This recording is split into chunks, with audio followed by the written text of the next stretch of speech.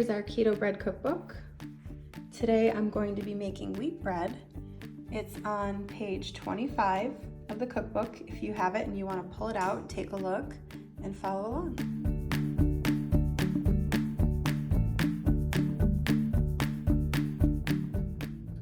So first things first, you're going to want to read through the recipe, set your oven to 350, and then the next thing you're going to want to do is pull out a 9x5 inch loaf pan and line it with parchment paper. As you can see, it doesn't have to look perfect. That'll do the job just fine. Then the next thing that I like to do is measure out all the ingredients. So this is the almond flour, and with keto baking, I definitely recommend using a digital food scale. It just makes it a lot more precise. So that's our almond flour, which I've just kind of given a quick little whisk to break up any lumps, as you can see. And then this is psyllium husk powder right here. This is baking powder, and then we have salt. And then this is 4 egg whites plus 2 eggs. This is 6 tablespoons of unsalted butter that's been melted and cooled. This is our yeast mixture. It's just half a teaspoon of yeast plus 1 tablespoon of warm water, and you let it sit for 5 to 10 minutes till it starts to get foamy, and that looks pretty much perfect right there. Here we have some coarsely chopped sunflower seeds, unsalted. We have some chia seeds, sesame seeds. This right here is 2 tablespoons of apple cider vinegar, and then liquid stevia. So what we're gonna do first is combine our dry ingredients right here into this big bowl. And I'm just whisking it all together.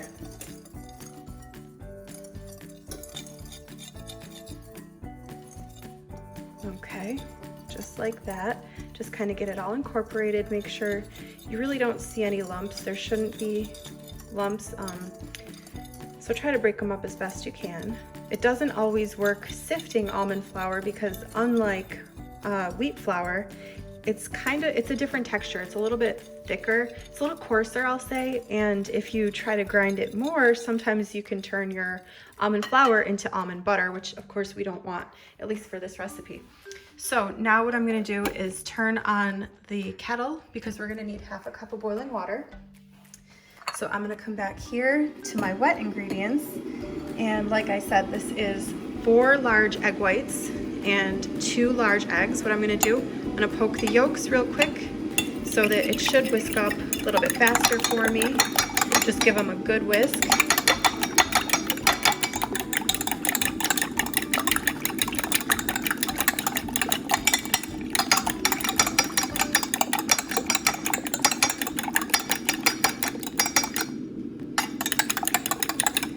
Okay, that looks pretty good. Next, we're going to add in the vinegar. That's 2 tablespoons of apple cider vinegar. Next, we're going to add the melted butter. That's 6 tablespoons of melted unsalted butter that's been cooled slightly. And now our foamy yeast mixture.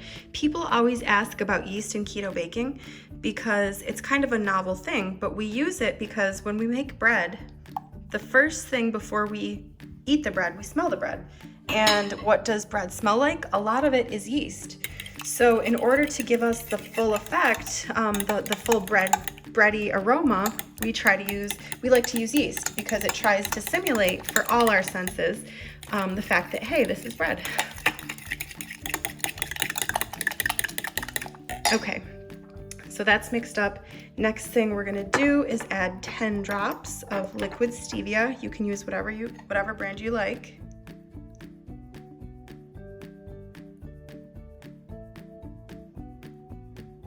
There we go. Give that a quick whisk.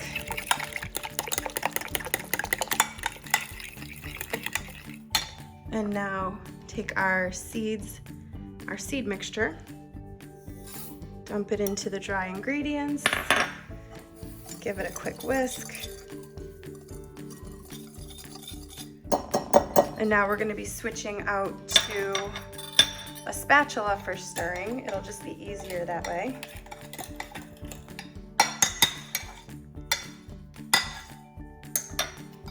Okay, so basically you can dump it in one fell swoop, and then give it a good stir.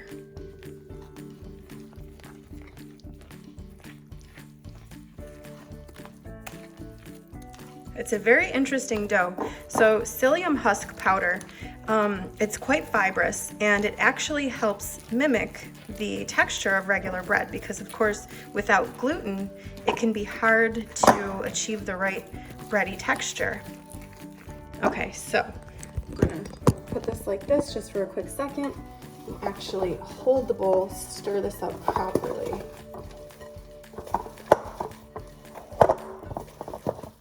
Okay, and now the next step, let me show you the dough really quickly. It's very, very thick. What we need to do in order for this recipe to work correctly, we're gonna use half a cup of boiling water. So, don't skip this step. We've had people who say, how do you add boiling water? Doesn't it kill the yeast? Well, the yeast isn't actually there to make this bread rise. The yeast is in this recipe for the yeasty aroma, like I mentioned. So do not skip it. It's necessary for the psyllium. The psyllium actually, kind of similar to coconut flour, it absorbs a lot of liquid. And in order for this bread recipe to work, you're gonna need that half cup of boiling water. Okay, so now we have kind of a thick batter.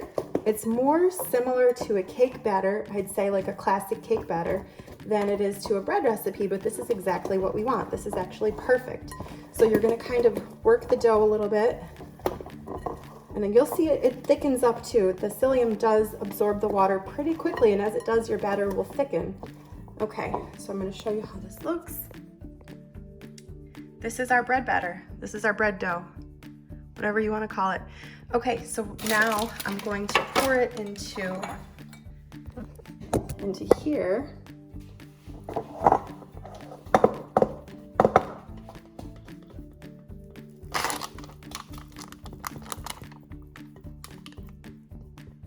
Okay, so you pour the dough into your prepared baking dish, kind of spread it out as best you can. It's a strange dough, you'll see. It's psyllium husk is kind of, I don't know, gelatinous might be the right word. It's kind of not exactly sticky, but not unsticky. I don't know. It's a very interesting dough. It actually kind of reminds me of the texture of Play-Doh. This dough does, finally, when it's ready to be baked. I'll show you. So I kind of smoothed the top down just a bit, and this is how it looks. So now what we're gonna do, oven is set to 350. I'm gonna pop that in the oven, turn my timer on, and I'll be back in a bit to show you guys how it looks.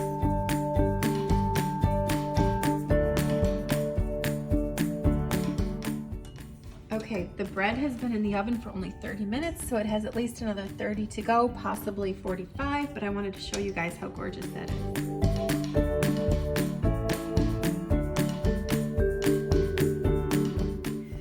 The bread has been in for exactly 1 hour at 350. You can see it has a gorgeous rise to it. It's not quite done yet though. So like the recipe says, I'm going to place aluminum foil over the top, kind of how you would if you want to stop a turkey from browning so much. And I'm gonna let it cook the last 15 minutes like that.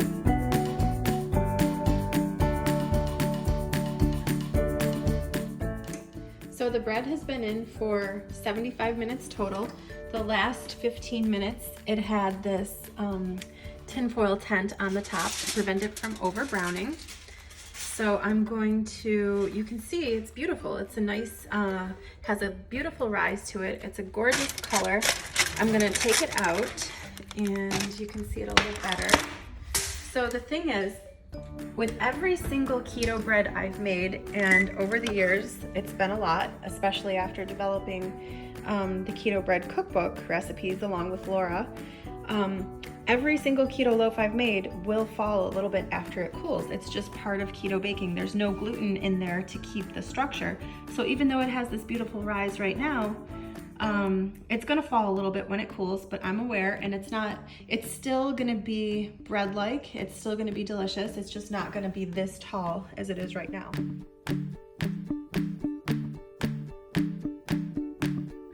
So the oven is off. The bread is back inside. I'm going to tint it so that the top does not brown anymore. And I'm going to leave it in for another 30 minutes.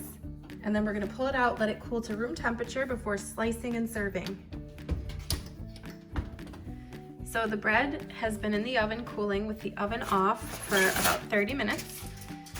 And I'm now going to move it and let it finish cooling to room temperature outside the oven. So you can see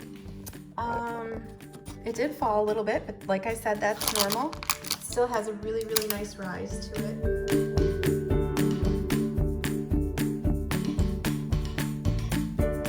So the best way to figure out when our bread is done cooking, this is our keto wheat bread from our Keto Bread cookbook.